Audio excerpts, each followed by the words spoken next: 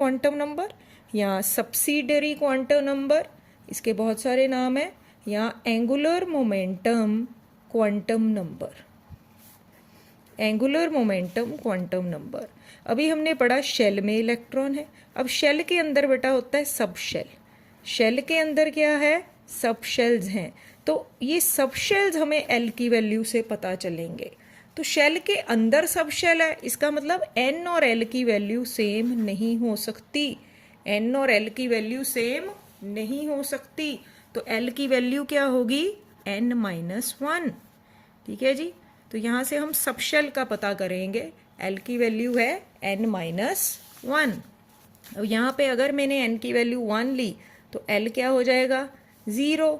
और 0 होता है बेटा, यहाँ पे याद कर लो, 0 1 2 3। 0 इज एस सब शेल। कौन सा सब शेल है? एस।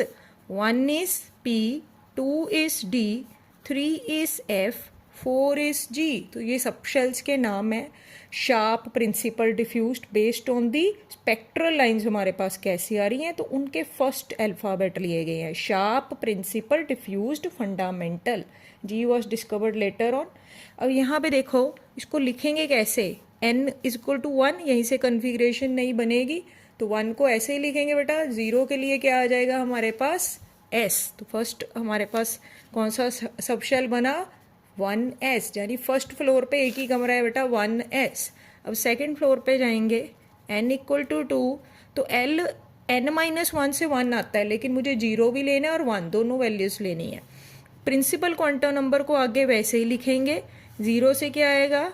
s, और 1 से कौन सा सब शेल है? p।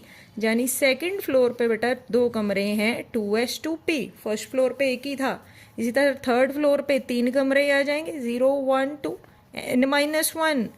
ठीक है, तो 3-1 2 है, 3s 3p 3d। Third floor पे बेटा 3 कमरे, 3s 3p 3d।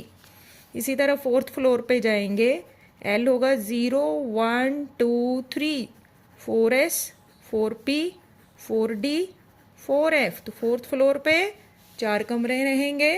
और इसी तरह बेटा 5 भर दो। l equal to 0 1 2 3 4, 5s 5p 5d 5f 5g। तो पहली बार बेटा 5g, जब g सब शेल कब आएगा? जब n इज इक्वल टू 5, यानी कि फिफ्थ सब शेल में हमारे पास g जो है सब शेल हमें दिखेगा। ठीक है जी। तो पहला हमारे पास जो एजीमुथल क्वांटम नंबर है वो हमें बता रहा है सब शेल के बारे में। और क्या बताएगा बेटा? अब हमें SPDF पता चल गया।